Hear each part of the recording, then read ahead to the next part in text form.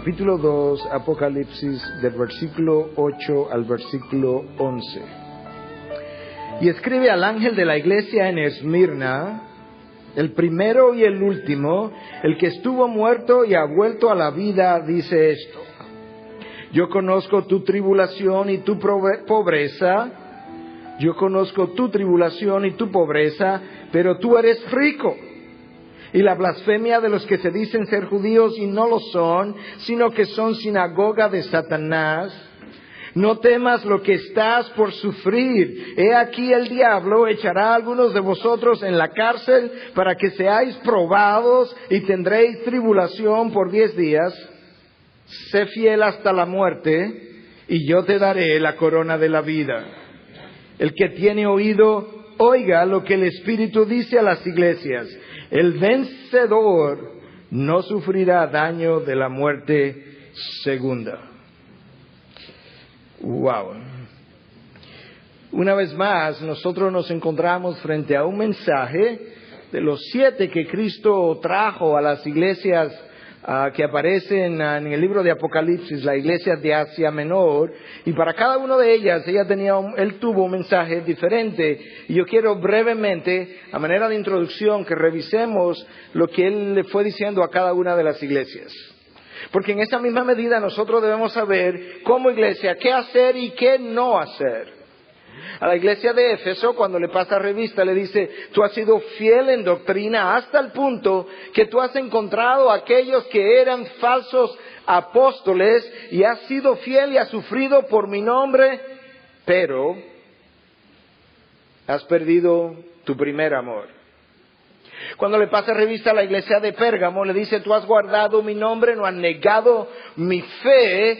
Sin embargo, yo tengo esto contra ti: tú has tolerado mala doctrina dentro de ustedes. Tú tienes ahí a aquellos que son seguidores de la doctrina de Balaam y la practican, y otros que son de los Nicolaitas, y los has tolerado. Cristo le habla a la iglesia de Tiatira y le dice: yo conozco tu amor, tu fe, tu perseverancia, tu servicio, pero yo tengo esto contra ti. Tú tienes ahí personas que viven en inmoralidad y la estás tolerando. Cuando le habla a la iglesia de Sardis, le dice: tú dices estar viva, pero tú estás muerta. Es como quien dice: tú de iglesia solamente tienes el nombre. A la iglesia de Filadelfia y a la iglesia de Esmirna son las únicas 2 iglesias a las que Cristo aprueba, consuela, estimula y no tiene palabra de reprensión para ellas. A la iglesia de Filadelfia le dice: tú has guardado mi palabra, no has negado mi nombre, y no tiene nada, ningún pero contra ella. Y la anima precisamente a mantenerse fiel hasta el fin.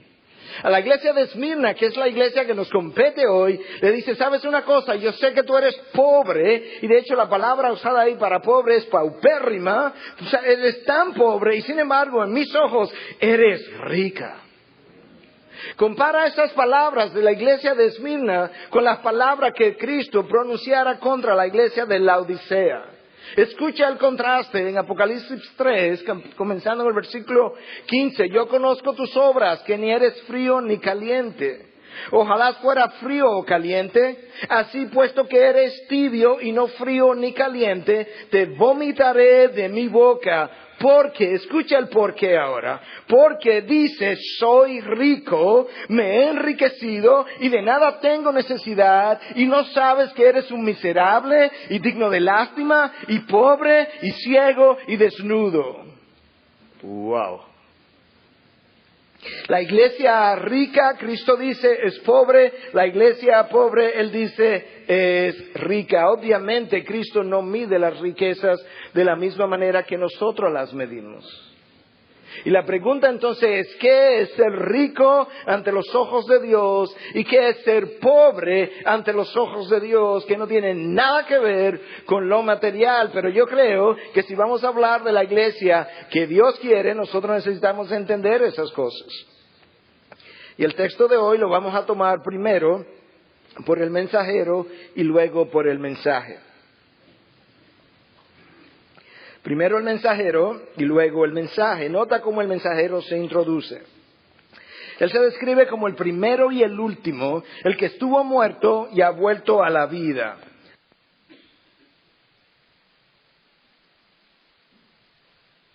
El que estuvo muerto y ha vuelto a la vida. Aquí hay tres cosas que él está tratando de comunicar en la medida en que él se presenta. Y la primera es que él está tratando de comunicar su eternidad. El primero y el último, el que no tuvo comienzo, pero tampoco tendrá fin. El eterno dice esto, y esto es importante porque las palabras son importantes dependiendo de la persona que las pronuncie, de manera que cuando este personaje se presenta y le dice yo soy el eterno, el que tiene poder sobre la muerte y sobre la vida, el que estuvo muerto y ahora vive, este es un mensaje importante también, porque esta es una iglesia que está bajo persecución, algunos de ellos van a tener que sufrir hasta la muerte, y él le dice yo soy el que estuvo muerto y ha vuelto a la vida, yo tengo el poder sobre la vida y sobre la muerte, de manera que yo puedo juzgarte, pero yo puedo también sostenerte y animarte y ser tu refugio, yo soy tu garantía, le estaba diciendo Cristo.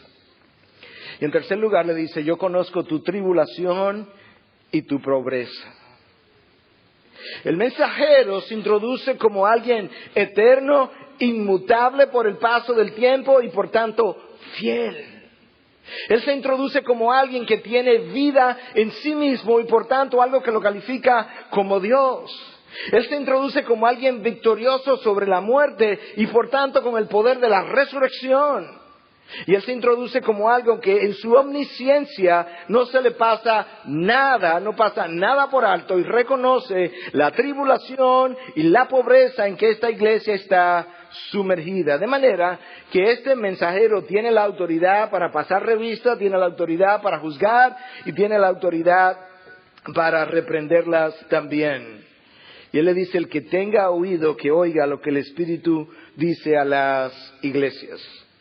Descrito el mensajero, yo creo que vale la pena entonces ver lo que él les trae como mensaje. Y hay 7 cosas que él le dice que yo voy a enumerártelas rápidamente y después las vamos a desarrollar. En primer lugar, él le dice, sé que eres pobre materialmente, pero tu pobreza ante mis ojos es riqueza espiritual. En segundo lugar le dice, alrededor de ustedes hay un grupo de judíos que no son más que sinagogas de Satanás. Ten cuidado de ellos. En tercer lugar le dice, hay un sufrimiento que viene de camino, pero no temas lo que has de sufrir. En cuarto lugar, Dios en su soberanía ha permitido que el diablo eche a algunos de ustedes en la cárcel, no temas. En quinto lugar, sé fiel hasta la muerte. En sexto lugar, el que sea fiel de esta manera recibirá la corona de la vida. Y número 7, mis palabras no son ligeras. El que tenga oído, que oiga lo que el Espíritu dice a las iglesias. Tomemos la primera. Yo conozco tu tribulación y tu pobreza, pero tú eres rico. Esmirna era una ciudad eminentemente rica, pero no la iglesia que estaba fundada en medio de ellos. La riqueza de Esmirna venía de diferentes fuentes, pero ellos eran productores de algo que se conoce como mirra. La mirra era una resina amarga, y a veces así es la riqueza, que es dulce en placeres, amarga en consecuencias. Por eso el profeta Isaías advertía en 5:20 y decía, ay de los que llaman al mal bien y al bien mal, que tienen las tinieblas por luz y la luz por tinieblas. Escucha, que tienen lo amargo por dulce y lo dulce por amargo.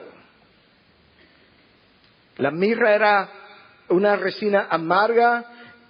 La ciudad adquiere su nombre de esa resina, de ese producto precisamente. Y ese producto se usaba para múltiples cosas. De hecho, el salmista en 45:8 nos dice que se usaba para hacer perfume.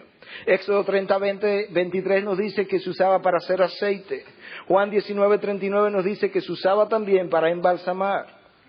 Y la ciudad toma su nombre de esta resina, y la ciudad llegó a ser muy orgullosa porque llegó a desarrollar su cultura, su belleza, su riqueza material y su vida social.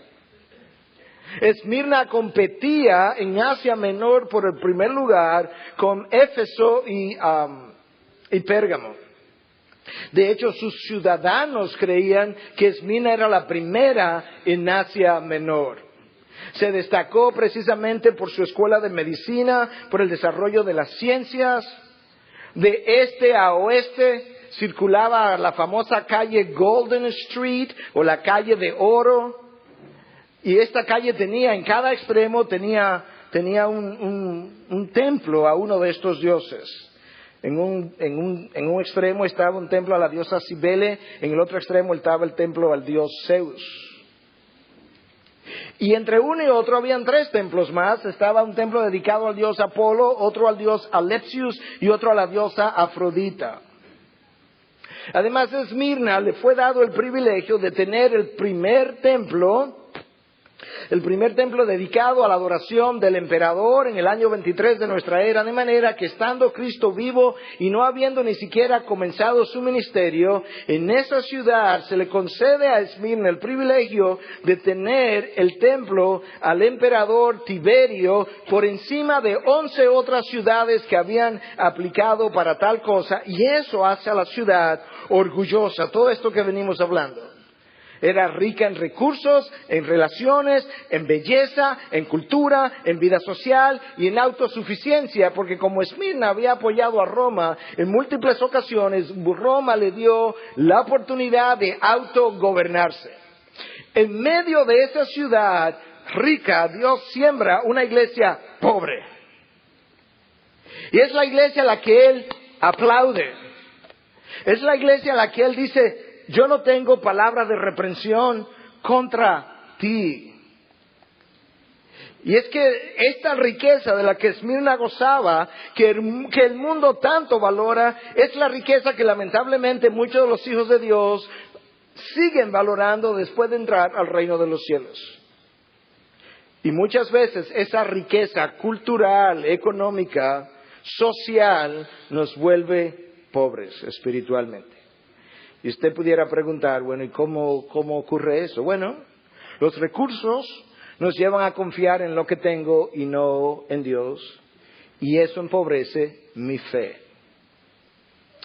Las relaciones me llevan a confiar en quien conozco y no en su nombre, y eso empobrece mi poder espiritual.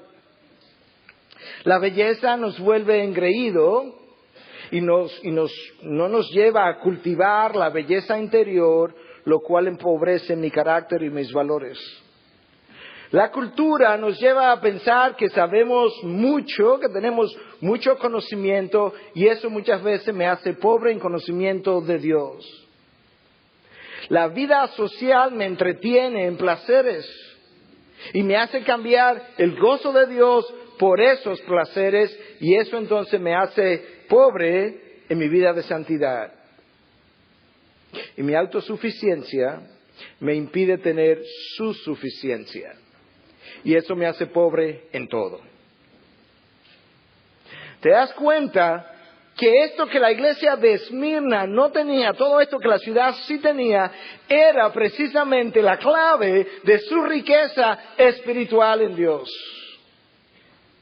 Que ella no tenía competencias con las cosas del mundo.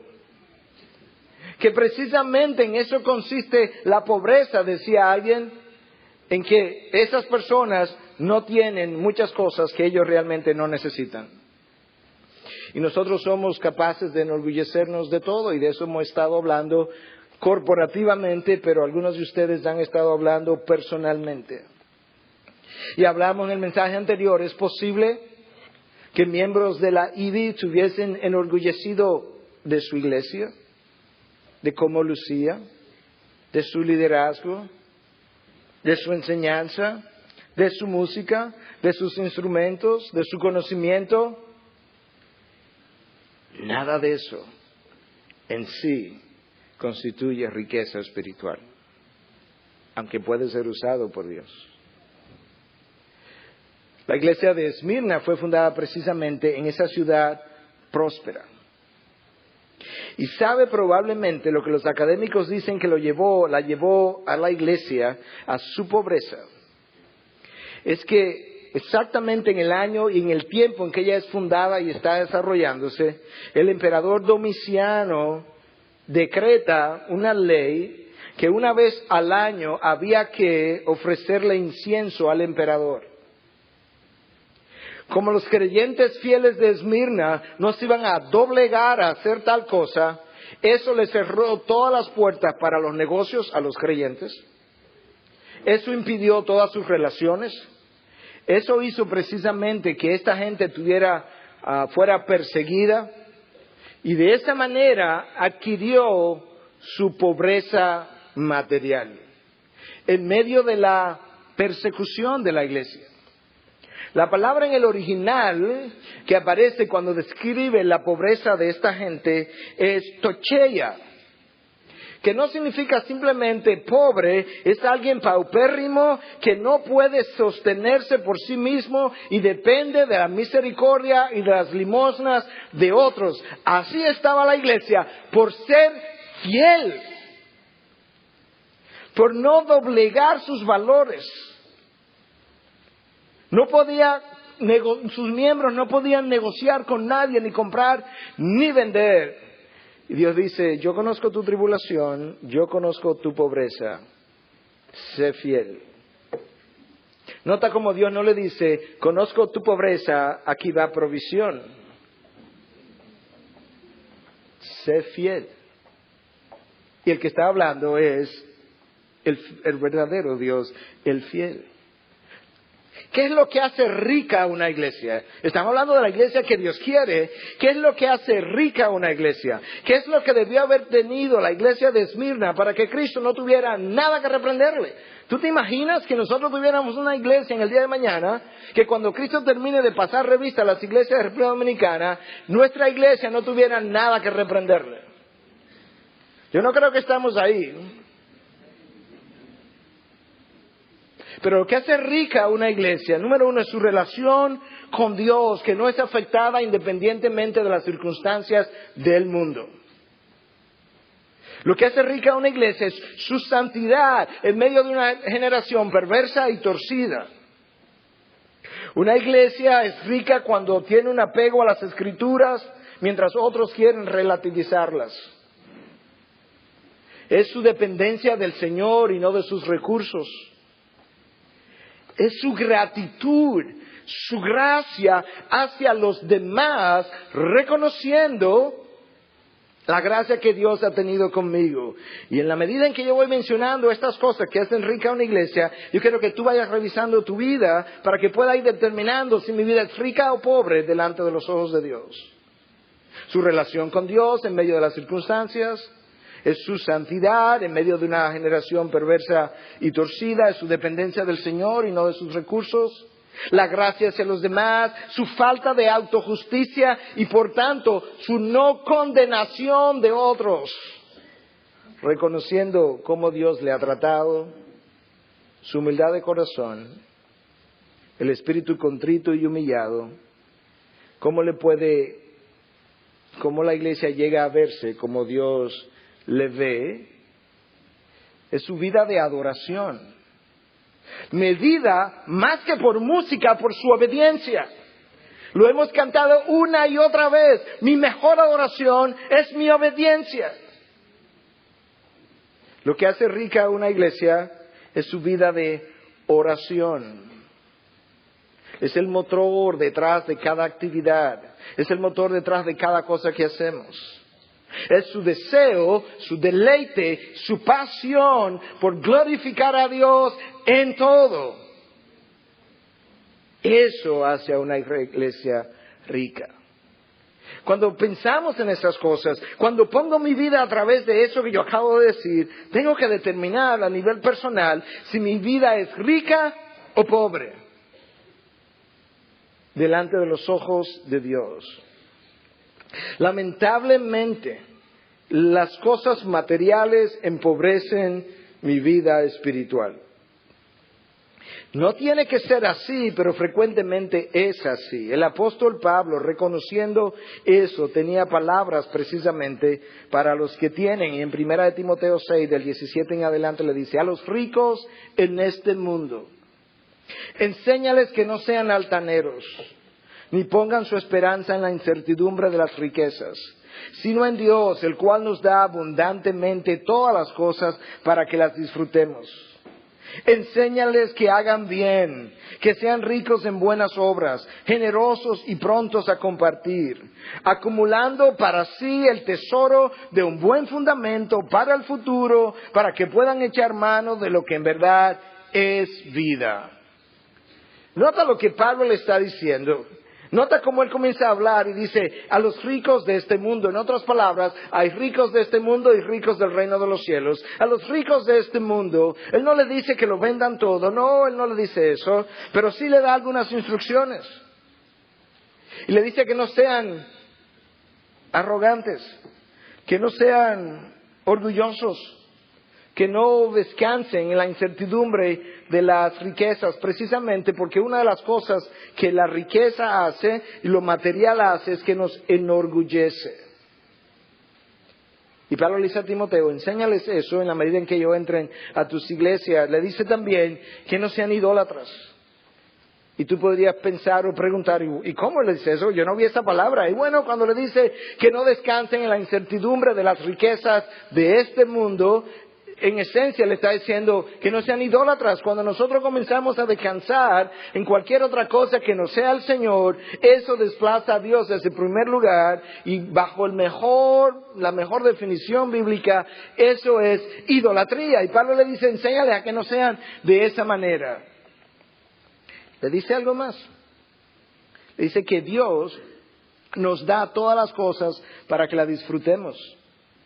En otras palabras, hay un reconocimiento que de este lado de la gloria hay cosas que tenemos que Dios nos permite disfrutar, pero tiene que haber un espíritu con el cual yo pueda disfrutarlas de tal forma que yo pueda glorificar a Dios. Que sean ricos en buenas obras. Ahora las recomendaciones positivas. Estas fueron las negativas, ahora las positivas. Que sean ricos en buenas obras. Que sean generosos y prontos a compartir. Ahora él comienza a hablar de cuál es la riqueza que Dios valora. Buenas obras, aquellas que tienen que ver con mi reino. Que sean prontos a compartir. Yo creo que la frase ahí tiene mucho que aludir a que no haya que pedirle las cosas. Que no haya que quemar un templo para que se pueda dar más. Que no tenga que derrumbarse un lado de la iglesia para que entonces pueda el corazón ser probado y las ofrendas comenzar a venir. Que estén prestos a compartir, que ellos puedan ser generosos. Y oye cómo dice esto al final. Para que cuando hagan eso, ellos puedan echarle mano a lo que verdaderamente es vida. Wow. Dios está diciendo, hay una forma de vivir aquí abajo que no es vida. Hay una forma de nosotros tener las cosas que no es vida. Y honestamente, hermanos, no hay que tener muchas cosas para tener ese tipo de corazón. Y Cristo dice, cuando tú comienzas a despegarte de esas cosas, por primera vez, tú comienzas a acercarte a aquello que es vida. Las diversiones, el entretenimiento que tanto queremos y que muchas veces pensamos cuando llegamos a un buen lugar y nos tiramos en una buena cama, en un buen resort, un buen hotel. ¡Wow! Esto es vida. Y Cristo dice, tú estás relajando. Mira para arriba, esto es vida.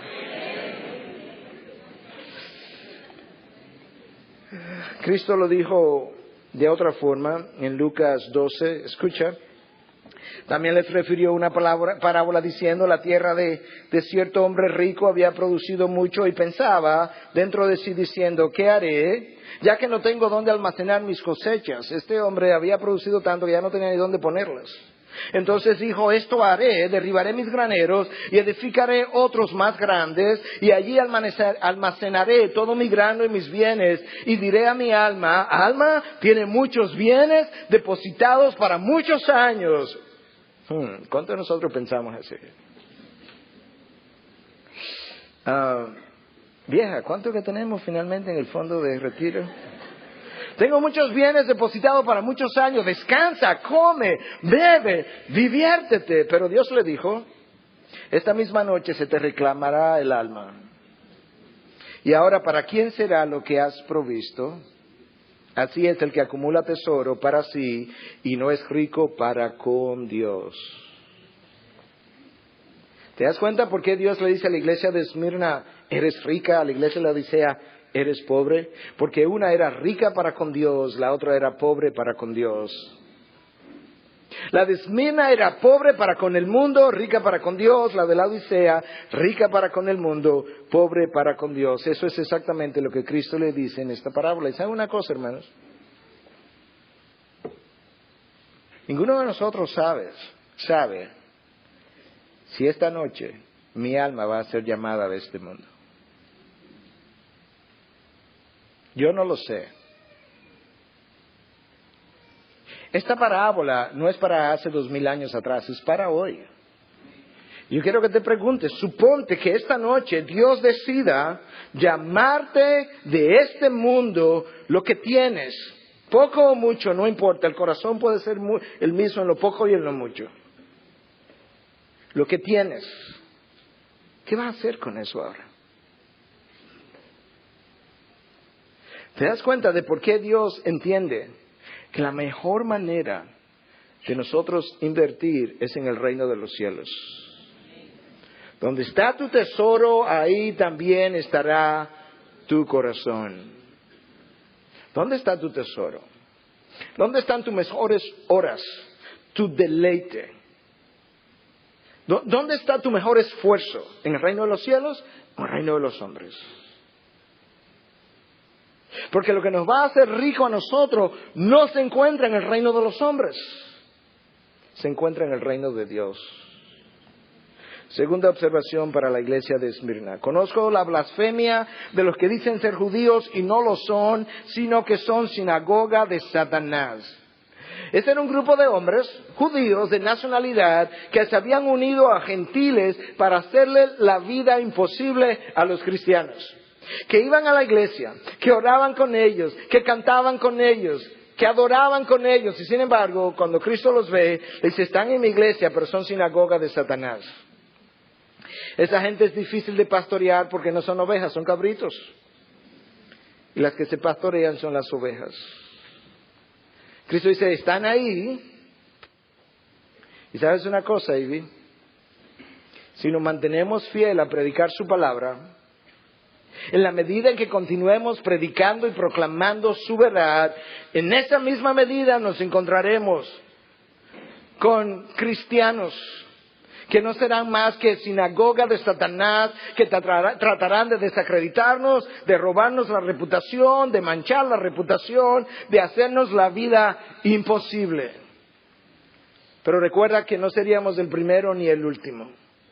Y que la persona que nos dio garantía de que estaría con nosotros se definió como el primero y el último, el que estuvo muerto y ha vuelto a la vida, el que conoce nuestra tribulación y que es poderoso para hacer mucho más allá de lo que pensamos o imaginamos. Sé fiel. Tercera observación. No temas lo que estás por sufrir. Hay un sufrimiento que viene de camino. No te lo voy a quitar de en medio, pero no lo temas. He aquí el diablo echará a algunos de vosotros en la cárcel para que seáis probados y tendréis tribulación por 10 días. Nota que Cristo no le dice no temas porque te voy a evitar la tribulación, el dolor, el sufrimiento, la angustia. No hay nada de esas promesas. Lo que hay es un llamado a que permanezca fiel, a que se mantenga en medio de la tribulación, del sufrimiento y del dolor. No temas, esas fueron las palabras de Dios para con Abraham. Cuando le dice, no temas, Abraham, yo seré tu escudo por delante y por detrás. No temas, le dice Dios a Jacob cuando le dice, ve y desciende a Egipto. No temas, allí yo te haré una nación grande. No temas, le dice Dios al pueblo de Israel, porque delante de ti he puesto una tierra que te la voy a dar por posesión. No temas, le dice Dios a Josué, porque yo estaré contigo donde quiera que vayas. Y a Pablo, oye lo que le dice en Hechos 19:8, no temas, sigue hablando y no calles. Y yo creo que eso es lo que Dios nos está diciendo hoy. No temas y sigue hablando, proclamando mi verdad. No calles. No lo permitas. No te amedrentes. No eche para atrás. Mira para arriba nada más, al primero y el último, el que estuvo muerto y ha vuelto a la vida. La cuarta observación para la iglesia. El diablo, ¿oíste? ¿Quién es que lo va a hacer? El diablo echará a algunos de vosotros en la cárcel. Por tanto, ve y repréndele. No, eso no es lo que le está diciendo. ¿Tú escuchas las instrucciones? ¿Te acuerdas que no tenemos nada que hablar con él? Que la persona que gobierna mi vida no es Satanás, no es el diablo, es Dios, y mi conversación es con él. ¿Quién fue que echó a Job a sufrir? Satanás. ¿Quién fue que puso a Pablo a sufrir a través de un mensajero de Satanás? Satanás. ¿Quién es que está poniendo a esta gente en la cárcel? El diablo, Satanás. Pastor, no entiendo a Dios. Qué bueno, porque Él no fuera Dios si tú lo entendieras. Esta gente no va a la cárcel porque está viviendo en pecado. Esta gente va a la cárcel porque está viviendo fielmente su verdad. Porque han decidido dar su vida. Porque han decidido identificarse con la cruz. Porque no van a ir al mundo a negociar, porque el mundo no le quiere vender ni comprar, porque ellos son cristianos y ellos no han de doblegar sus rodillas a este Dios César una vez al año. Lo único, oye bien, lo único que ellos tenían que hacer, mira lo sencillo para salir de su pobreza. Ir un día, una vez al año, y decir, César es Kyrios, César es Dios. Vete en paz. Eso no lo hacían. Yo creo que muchos de nosotros diríamos, no, yo lo digo, pero yo no lo siento en el corazón. Yo lo digo para salir del paso. Son 5 segundos. Ese no es el punto. El punto es que has negociado, cambiado lo que es tu fidelidad, tu alianza. Y aquí el diablo echará a algunos de vosotros en la cárcel para ser probados. ¿Viste la razón? Dios dice, ¿sabes una cosa, Esmirna? Eres pobre, conozco tu tribulación, el diablo va a tomar a alguno de ustedes y lo va a echar en la cárcel y yo lo voy a permitir. Y yo te voy a mostrar, Esmirna, cómo yo separo los mansos de los cimarrones. Yo te voy a mostrar, Esmirna, cómo yo separo los verdaderos creyentes de los incrédulos. De los que están comprometidos con mi causa y de los que dicen estar comprometidos con mi causa. ¿Y cómo tú lo haces, Dios? A través de la prueba. ¿Y a quién tú nos vas a enviar a probarnos? A tu archienemigo, Satanás, que va a operar bajo mi control y mi soberanía para que haga mis propósitos. ¿O no has leído, o no has oído, o no te acuerdas cómo en Jerusalén se juntaron Pilatos, Herodes, los gentiles, los judíos para crucificar al santo? Y dice el texto, para hacer todo cuanto tu mano había previamente predeterminado. Sí irán a la cárcel y a través de esa prueba yo separaré los falsos de los verdaderos. Ahí tú tienes una de las razones de por qué Dios permite la prueba. Tenemos que llevar a los niños de la escuela dominical que está en otro local. ¡Ay, eso da mucho trabajo!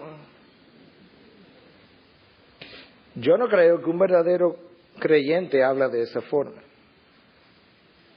Pastor, ahora usted me ofendió y me voy. Un verdadero creyente tampoco habla de esa forma. Para comenzar, no dice eso porque encuentra que eso es una prueba muy chiquita. De hecho, no es ni siquiera una prueba.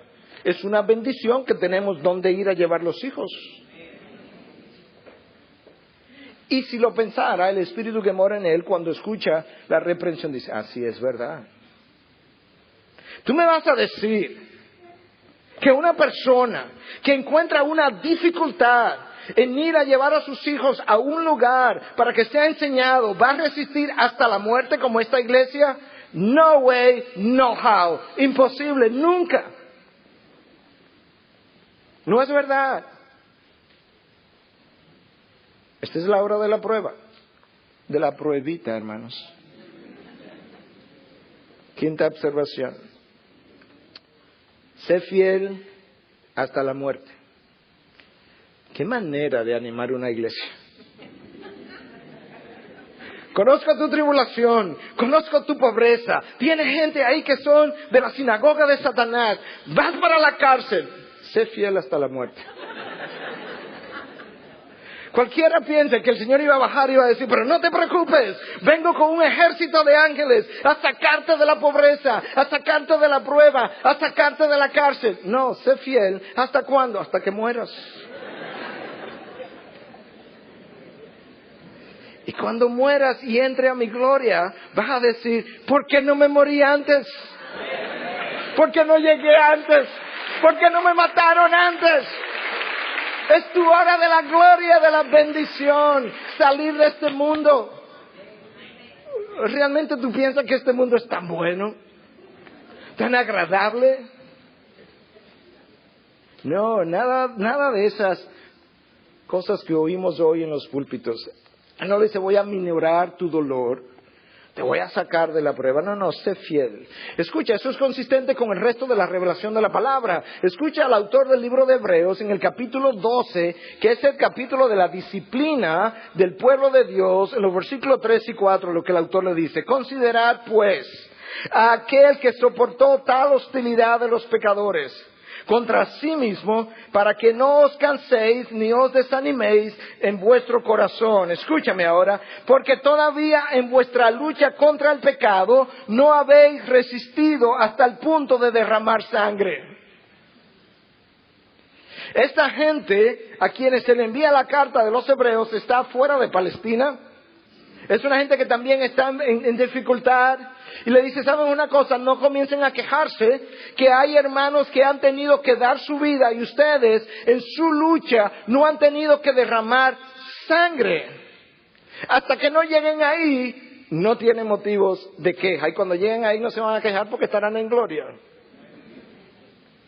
¿Te das cuenta cuál es nuestro llamado? Y hermanos, cuando el autor de Hebreos le dice, porque todavía en vuestra lucha contra el pecado no habéis resistido hasta el punto de derramar sangre, y nos vamos a quejar por un templo que se quemó. ¿Te das cuenta lo desajustado de nuestra visión y cosmovisión de la vida cristiana? ¿Te das cuenta lo erróneo de nuestra perspectiva? Lo desenfocado que hemos estado viviendo. Pastor, pero que eso no es fácil. ¿Y cómo no hace eso? Bueno, yo te leí del capítulo 12 del libro de Hebreos, los versículos 3 y 4. Yo te veo el versículo 2 para que sepa cómo nosotros podemos hacer eso. Oye lo que dice el texto. Puestos los ojos en Jesús, el autor y consumador de la fe, quien por el gozo puesto delante de él soportó la cruz, menospreciando la vergüenza, y se ha sentado a la diestra del trono de Dios. La manera como soportamos la tribulación, la dificultad, es pues teniendo los ojos puestos en Jesús. Y luego, haciéndolo como Él lo hizo. ¿Y cómo Él lo hizo? Por el gozo que estaba delante de Él. Tú pones los ojos en Jesús y te enfocas en el gozo que está delante de ti y piensas en la eternidad y meditas en su cruz y tú abrazas la tuya y levanta los ojos y continuamente continúa viendo el vencedor, el que estuvo muerto y ha vuelto a la vida, y de esa manera, Ivy, tú puedes hacerlo. No temas, no desmayes, sé fuerte y valiente, no te desvíes de su ley ni para la derecha ni para la izquierda. No temas ni te acobardes, porque el Señor tu Dios estará contigo donde quiera que vayas. Esta es nuestra hora. Esta es la buena hora. Esta es la hora de la prueba de la fe. Esta es la hora donde Dios probará quién comenzará a probar quién está y quién no está. En el periodo de la tribulación, para que vean la consistencia del pueblo de Dios. Esto es futuro todavía. Yo hablé de personas en el pasado, estamos en el presente y ahora voy a hablar de personas en el futuro, en el periodo de la tribulación. La palabra de Dios describe a un grupo de creyentes. En el capítulo 12, versículo 11 dice, ellos lo vencieron al anticristo por medio de la sangre del cordero y por la palabra del testimonio de ellos, y no amaron sus vidas llegando hasta sufrir la muerte. No ha habido un momento de la historia de la iglesia que haya sido diferente, ni lo va a haber. Esto es futuro. Esta gente del libro de Apocalipsis, en medio de la tribulación, vencieron el sistema opresivo del anticristo por la sangre del cordero, la misma sangre que nos ha limpiado, y lo hicieron llegando hasta sufrir la muerte. Ese es nuestro llamado. Vivir hasta que nosotros podamos morir por su causa. Pastor, pero ¿y cómo? Es que eso no es fácil. ¿Tú viste lo que dice el texto de esta gente en el periodo de la tribulación? Que no amaron tanto sus vidas. Ahí está el problema. Es que tenemos un amor del negrito por nuestra vida. Abrazamos nuestra vida, le pasamos, le damos masaje. Ay, no quiero envejecer. Me plancho. Me quito de aquí, me quito de allí, me quito de aquí, me quito de todos los sitios. Porque yo quiero vivir en este mundo tan bueno, porque el que me espera es tan malo, que realmente aquí es que está lo bueno. Por Dios, ¿y cómo es que, de dónde es que tenemos la mente? ¿Cómo que tú has estado viviendo? ¿Cuál es la Biblia que tú lees? ¿Cuáles son las promesas que has escuchado? Ojos humanos no han visto ni oído han oído lo que Dios ha preparado para sus hijos. Estoy loco por decirle bye bye a esta vida. Ni tan bueno fuiste. Oye, no temas lo que estás por sufrir. Otra recomendación. No te lo voy a quitar, no temas lo que vas a sufrir. Lo vas a sufrir, por ahí viene de camino. Simplemente no lo temas. Pero ¿te diste cuenta cómo Él se introduce antes de decirle esto? Él no le dice, sufre hasta la muerte, sin antes decirle, yo estuve muerto y he vuelto a la vida. Yo soy tu garantía de vida. Si yo resucité, tú también resucitarás. Y esa es la razón de su introducción. De que ellos conozcan quién le estaba hablando. Como resultado de haber confiado de esa manera, Dios le dice al final, y yo te daré la corona de la vida. Lo que pasa es que muchos de nosotros queremos esa corona ahora. Y yo te daré la corona de la vida después, cuando entres en gloria, cuando hayas sido fiel, cuando hayas estado dispuesto de ir hasta la muerte. Decía alguien que las personas que más han impactado este mundo son aquellas que han vivido con la mente puesta en el otro. Las personas que más han impactado este mundo son aquellas que han vivido con la mente puesta en el otro. Oye lo que Santiago dice de esa corona de la vida. Bienaventurado el hombre, Santiago 1:12, que persevera bajo la prueba. Oye, no me puedo quitar esa palabra de... En cada página de la Biblia, prueba, tribulación, sufrimiento, muerte. Lo curioso es la manera como estos autores hablaron. Bienaventurado es el hombre que persevera bajo la prueba. Nota que no dice bienaventurado el hombre que nunca ha sido probado. Ni dice bienaventurado el hombre que Dios le ha impedido toda tribulación, dolor, cáncer, diabetes, presión alta, ataque cardíaco. Bienaventurado ese hombre. No, bienaventurado el que persevera bajo la prueba, bajo cáncer, bajo un ataque cardíaco, bajo sufrimiento, bajo pobreza, bajo dificultad. Porque una vez que ha sido aprobado, recibirá, aquí viene, la corona de la vida que el Señor ha prometido a los que le aman. Escúchame otra vez. No dice que el Señor ha prometido eso a los que han hecho una profesión de fe un día. A los que le aman. Bueno, ¿y cómo yo sé Si le amo o no le amo, Cristo dijo, si me amáis, obedecéis mis mandamientos. Sus mandamientos están ahí. Y las cosas de este mundo son las que me tienen agarrado y no me dejan obedecer sus mandamientos. Si encuentras difícil, raramente hablamos de esto, pero tenemos que decir, porque es bíblico. Si encuentras difícil, darle el diezmo de tus ingresos al Señor. O sea que te vas a quedar con el 90. ¿Tú me vas a decir que tú vas a dar la vida por el Señor? No hay forma que tú me puedas vender esa idea. Porque si doy el 10 y me quedo con el 90 y ahora tengo que dar toda mi vida, ahí se fue mi vida con el 100% de mis ingresos y posesiones. Y no voy a quedar con nada. ¿Tú me vas a decir que tú la vas a dar? No, ya sabemos quién la va a dar y no la va a dar. Esta noche, en su corazón, cada persona sabe si usted la iba a dar o no la iba a dar. El cristiano no es el que viene a la iglesia los domingos. No es el que viene los miércoles. No es el que va a cada ministerio. Cada vez que la iglesia está abierta, yo estoy ahí. No es ese. Los fariseos pudieron hacer eso y más. Cristiano es el que prueba su amor a Él obedeciendo sus mandamientos. ¿Y cómo Dios determina eso? Bajo la prueba. Eso es. Ahí está claro. Te van a echar a la cárcel. El diablo lo va a hacer. ¿Para qué? Para ser probados. Lo bueno es que Dios nos dice el propósito también, para que sean probados. Advertencia final y número 7. El que tiene oído, oiga lo que el Espíritu dice a las iglesias. El vencedor no sufrirá daño de muerte segunda. Este mensaje no es ligero, no es sencillo, no es dulce a muchos paladares, pero es serio. El que tenga oído, que oiga.